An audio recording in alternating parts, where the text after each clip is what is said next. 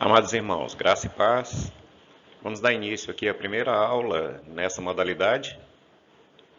O desafio para hoje do nosso Você Pergunta e a Bíblia Responde é a pergunta de número 39. A pergunta de número 39 foi nos feita nas seguintes palavras: Os pais têm poder para amaldiçoar os filhos? E uma vez amaldiçoados, só os pais podem quebrar a maldição?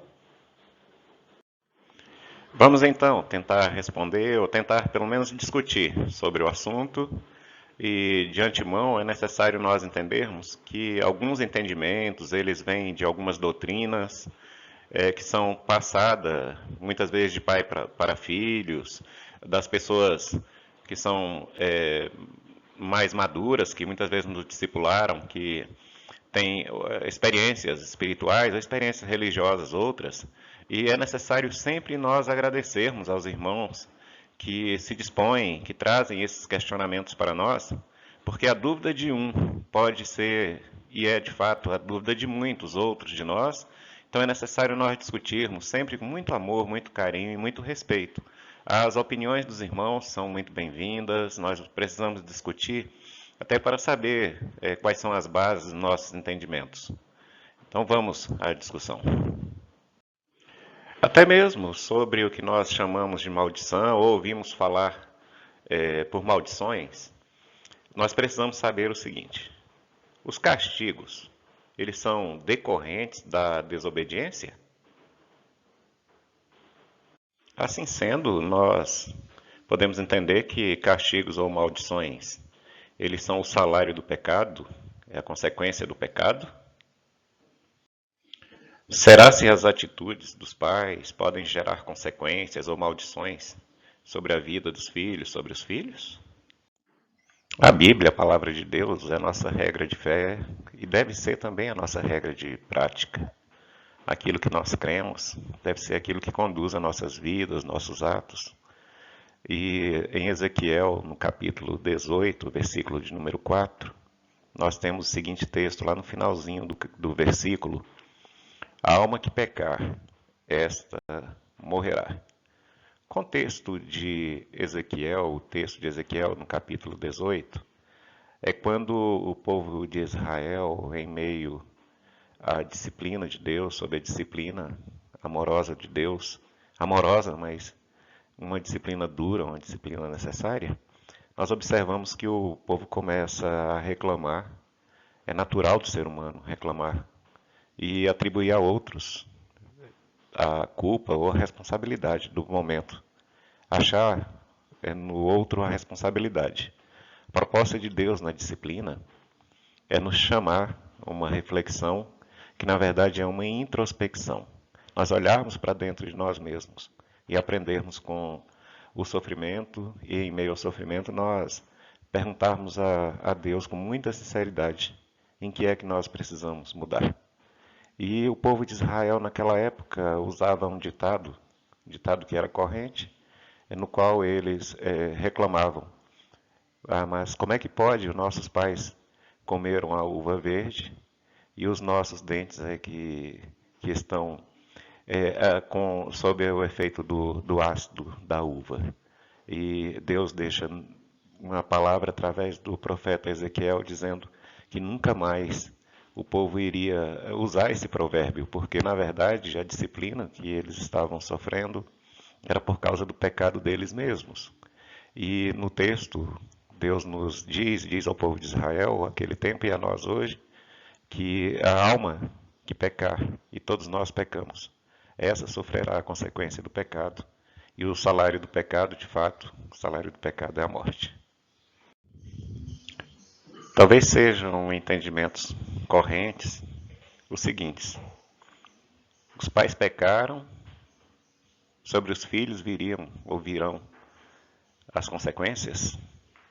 Os pactos ou compromissos feitos pelos pais recaem sobre os filhos. Os filhos têm esse compromisso, uma vez que os pais arcaram com esses compromissos. São duas, pelo menos, no mínimo, duas doutrinas que dão base para essas argumentações. uma doutrina que recebeu o nome de maldição hereditária e uma outra doutrina que recebe o nome de quebra de maldições. Ambas estão sob escopo, sob a orientação de doutrinas outras. Nós vamos discutir. Por isso eu peço aos irmãos que, através do WhatsApp, através dos outros meios de comunicação da igreja, enviem as perguntas, as contribuições, justamente para que nós possamos debater. Eu não vou aprofundar muito nelas aqui, mas elas podem, as perguntas e participações dos irmãos poderão ser já a motivação para nós aprofundarmos nas outras doutrinas que trazem base para essas argumentações. Como eu falei, a palavra de Deus ela vai nos orientar e deve ser sempre ela, aquela que nos orienta. A palavra de Deus, o nosso Deus é aquele que nos conduz em meio à nossa caminhada aqui na terra enquanto aqui vivemos. Diz o texto de Paulo aos Colossenses, no capítulo 2, os versículos de número 14 e 15, as seguintes palavras: tendo cancelado o escrito de dívida que era contra nós e que constava de ordenanças, o qual nos era prejudicial, removeu inteiramente, encravando-o na cruz, e despojando os principados e as potestades, publicamente os expôs ao desprezo, triunfando deles na cruz. Então Paulo fala isso à igreja e o Espírito Santo traz aos nossos corações, à nossa mente nos dias atuais, a realidade de que a dívida que era contra você, contra mim, contra todos aqueles que servem e que amam a Deus, aqueles que consagraram a vida e a confiança, depositaram no sangue de Jesus, ele traz essa realidade. O que você entende sobre isso? Você deve alguma coisa ainda? E aqui já uma perguntinha. Antes, quando nós devíamos, tínhamos a dívida. Essa dívida era com quem? Alguns dizem que Jesus pagou a dívida, e pagou de fato, mas essa dívida foi paga a quem? A Deus ou ao inimigo? E ainda recorrendo àquele que pode nos ensinar, aquele que nos orienta, que é o nosso Deus, Paulo, quando escreve aos Coríntios, na segunda carta, capítulo 5, versículo 17, nós podemos ler: e assim, se alguém está em Cristo, é nova criatura. As coisas antigas já passaram, eis que se fizeram novas. Irmãos queridos e amados do Pai, o que a palavra de Deus continua nos falando? Capítulo 8 da carta de Paulo aos Romanos nos traz um conforto e um consolo, uma orientação da parte de Deus que nos gera segurança no coração e na mente. Diz o texto, no versículo de número 33 e versículo de número 34. Agora, pois, já nenhuma condenação há para os que estão em Cristo Jesus. Quem tentará acusação contra os eleitos de Deus? É Deus quem os justifica. Quem os condenará? É Cristo Jesus quem morreu, ou antes, quem ressuscitou, o qual está à direita de Deus e também intercede por nós. Nesse texto, o Espírito Santo nos traz uma segurança e nos mostra quem é de fato que conquistou a vitória por mim e por você.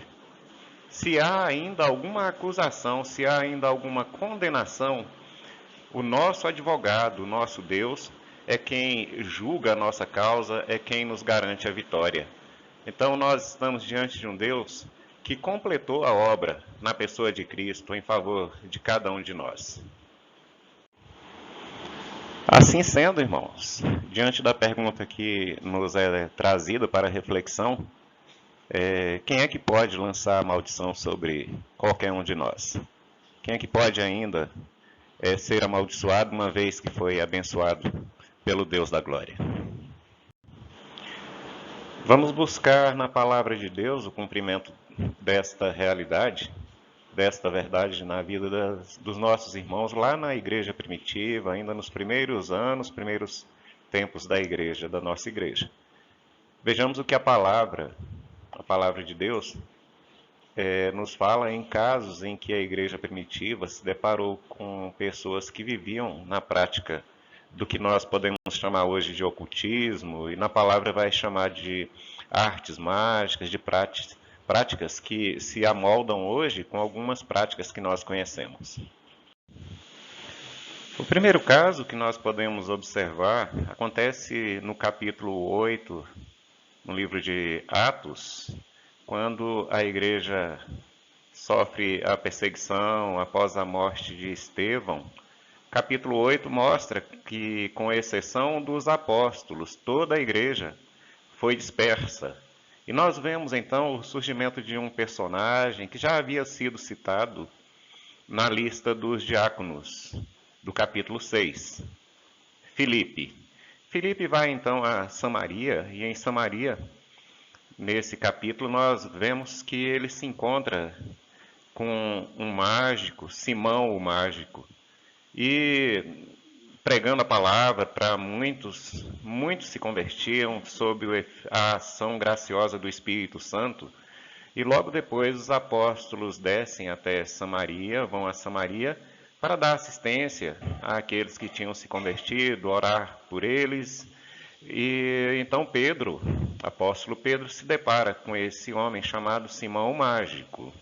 Interessante que o versículo de número 20 mostra a resposta de Pedro quando Simão tenta subornar, tenta pagar pelo dom concedido pelo Espírito Santo. E Pedro então dá a seguinte resposta a Simão o mágico: o teu dinheiro seja contigo para a perdição, pois julgaste adquirir por meio dele o dom de Deus. O que nós observamos então e podemos aprender neste primeiro momento?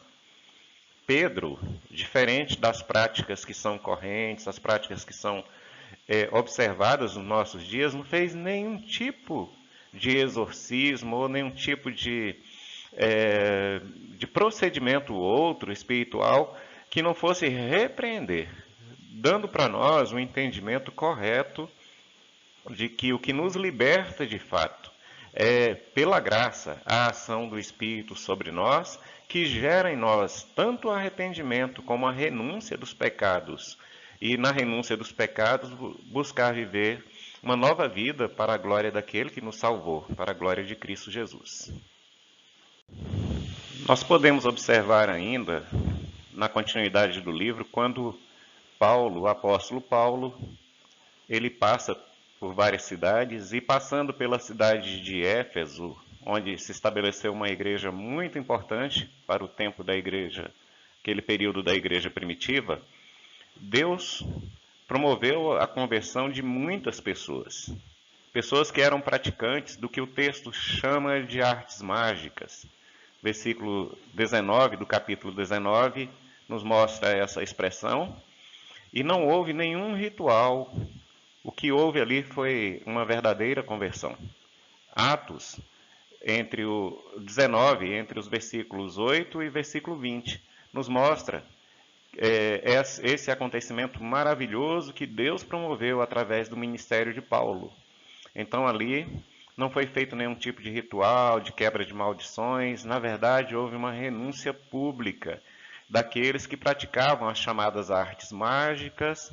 E no texto mostra, versículo 20, vai nos mostrar que eles levaram os livros, todo o material que eles utilizavam, e eles renunciaram a essas práticas que eram pecaminosas, que a Bíblia nos mostra como práticas pecaminosas, e publicamente renunciaram a esses pecados, deixando claro para toda aquela população que eles agora queriam, estavam decididos, estavam declarando que queriam de fato viver uma nova vida, e uma vida em Cristo Jesus. Irmãos, mas assim, sobre a nossa questão, qual a resposta? Os pais têm poder para amaldiçoar os filhos? E se têm, uma vez amaldiçoados, será que só os pais têm poder então para quebrar a maldição que foi lançada sobre os filhos? Quando nós pensamos sobre poder, quando vem a expressão poder na tua mente, de onde é? Qual é a fonte desse poder? Qual é a fonte de todo poder ou de toda a autoridade que existe? Imaginemos então, os pais têm poder para amaldiçoar os próprios filhos. Irmãos, diante dessa possibilidade, entendendo que isso fosse possível, seria necessário nós fazermos duas perguntas, ou seja, duas perguntas deveriam surgir agora em nossas mentes. A primeira pergunta seria: se esses pais aos quais nos referimos são de fato servos de Deus, são crentes. Assim, de forma bem tranquila e concluindo que eles são de fato crentes, então nós vamos precisar conversar sobre uma situação. Há de se questionar tanto a atitude como a maturidade cristã de uma pessoa de quem lança maldição ou maldições, principalmente maldições sobre o filho ou filhos. Então, a primeira coisa que nós devemos pensar, amadurecer e aprofundar, esses pais sendo crentes, a atitude de lançar sobre os filhos uma maldição denota que nível de maturidade esses pais têm. Contudo, se os pais não são crentes, nós precisamos então mudar o nosso foco. O que nós precisamos de fato é orar, clamar a Deus que nos dê oportunidade e, aproveitando as oportunidades, diante do mandado que nós já recebemos, nós devemos pregar o Evangelho para eles. E na expectativa, na esperança de que a ação graciosa do Espírito Santo transforme o coração desses pais. Vamos à segunda pergunta? A segunda pergunta é se o filho é crente. A primeira foi se o pai é ou não é crente, mas vamos à segunda, o filho. O filho a quem ou sobre quem foi lançada a maldição, ele é crente? A realidade que a Bíblia nos traz nos leva a entender, pensemos na primeira possibilidade, se ele não for crente, assim como todos nós antes estávamos, ele também está sob a maldição maior. Não a maldição lançada pelo pai ou pela mãe, mas sob a maldição da própria lei de Deus. Pensando de uma forma mais amorosa, uma forma, na verdade, que é a forma ideal, aquilo que Deus deseja para mim, desejou para você e para todos nós, vamos entender que este filho já tenha sido alcançado pelo Evangelho, vamos entender que ele foi salvo por Cristo Jesus. Então vamos ao que já falamos durante todo esse nosso bate-papo. Pode persistir maldição sobre aquele que é eleito, aquele que é salvo, aquele que foi lavado e remido pelo sangue do Cordeiro? Chegando à conclusão, o que nos liberta é a obra de Cristo na cruz. Não está sob a graça, maravilhosa graça de Deus, já é maldição suficiente. Não importa a fonte, é disciplina de Deus. Nós estamos sob a maldição do pecado quando não estamos envolvidos, quando não estamos alcançados pela graça salvadora de Cristo Jesus. Irmãos queridos, deixei o vídeo para ser colocado somente no último slide, justamente para não pesar, para o arquivo não ficar pesado. E como eu já havia falado para os irmãos desde o início, a intenção aqui é somente começar a discussão. Eu espero que tenha sido edificante para os irmãos. Eu não proponho aqui concluir, mas somente começar as discussões. Eu quero que os irmãos, e peço que os irmãos enviem respostas, perguntas, contribuições nos grupos da igreja. A gente vai discutir na igreja. O nosso fórum de discussão é a igreja, não é YouTube, não é rede social. A gente vai discutir nos grupos da igreja. Então, que Deus continue abençoando. Vou tirar aqui só para mostrar. Então, os grupos da igreja, tá? Que em nome de Jesus haja edificação em nossas vidas, na vida dos irmãos, na minha vida. Continue orando. Esse momento que nós estamos passando por isolamento, que tem sido chamado de isolamento social, tem sido um teste, uma prova para trazer mais amadurecimento para a minha fé, para a fé dos irmãos. Nós estamos descobrindo outros meios de contato, outros meios de comunicação, e que Deus esteja abençoando aos irmãos. Em nome de Cristo Jesus. Amém.